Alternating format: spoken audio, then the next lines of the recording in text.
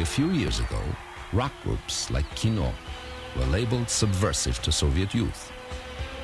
Rock musicians were obliged by law to work at state jobs and pursue their music at their own risk.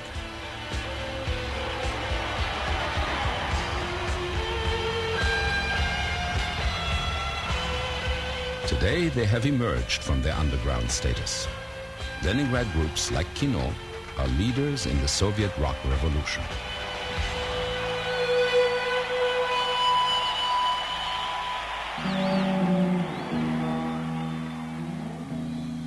Until recently, Western rock recordings were virtually unobtainable. By secretly listening to records smuggled into the country, Yury Kazparyan taught himself to play the guitar.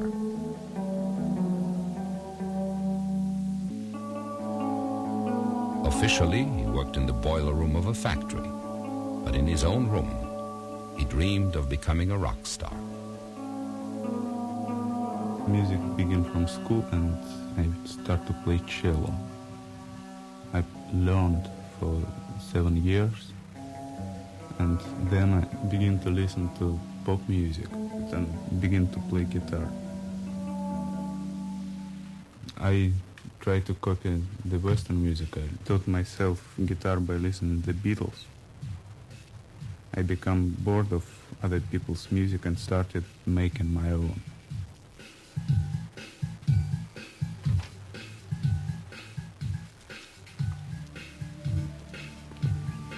In 1984, an American rock singer named Joanna Stингрей came here. She believed music could bring young Americans and Russians closer together and began to smuggle out rock tapes. And she met Yury. And I was at a concert once and I was waiting outside where there's thousands of people trying to get into these underground concerts, and a girl who was with me because I wasn't supposed to be speaking English left me for a second and said, don't speak to anybody, just stand here. So she ran away and I turned around and right in front of me was Yury's face, and at the time his hair was dyed blonde on top the way mine was, and everything got quiet. I didn't hear anything and I just remember looking at him and wondering where he was from and who was he. And then the girl came, pulled me off, and we went into the concert and I saw the first band, and then all of a sudden the second band came out and I looked up, I said, my gosh, there he is, he's the guitar player. And eventually we started spending time together, and he didn't speak English and I didn't speak Russian, but now we're married and happy and it all worked out.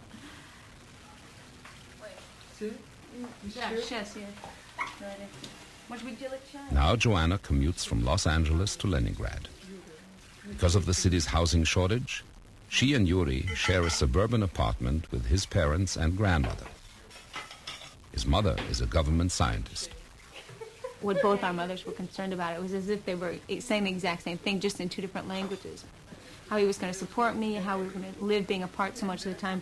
And what Yury and I always wanted was just to keep our citizenships but go back and forth together. Of course, no one ever thought that would be able to happen, and we're just lucky that with all Gorbachev's reforms and things that we've actually been doing that, so it's worked out nicely.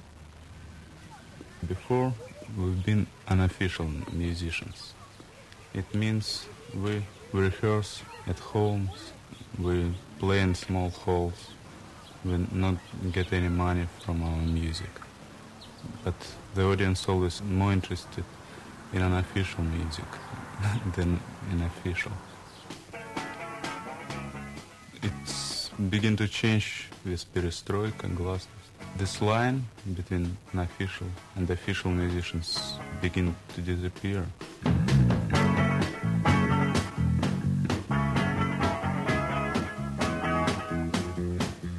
KINO is now legally part of a private cooperative. Tonight, some 17,000 fans will attend the KINO concert in a state-owned sports palace. Joanna comments. When I first came, of course, I started getting very involved in the music scene, and then a few things happened in the States that made me realize that people there really needed to see what was going on here. And I remember being at Disneyland, and there were a bunch of boys in front of me.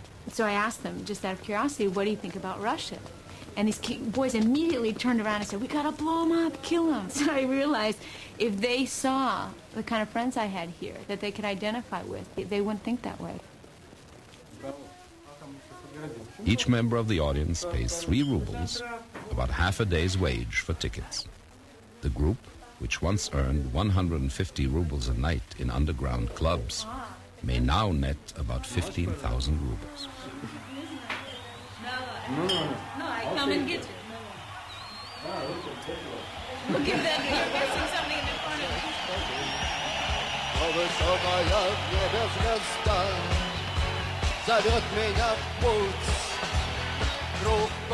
In the new, freer political atmosphere, lead vocalist Viktor Tsoi sings of the unpopular war in Afghanistan.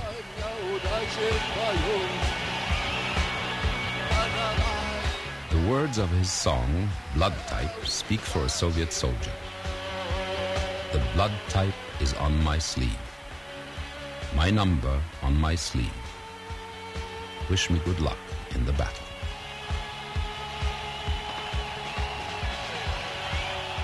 With their provocative lyrics, KINO tapes have hit #1 on the charts of Soviet recorded songs.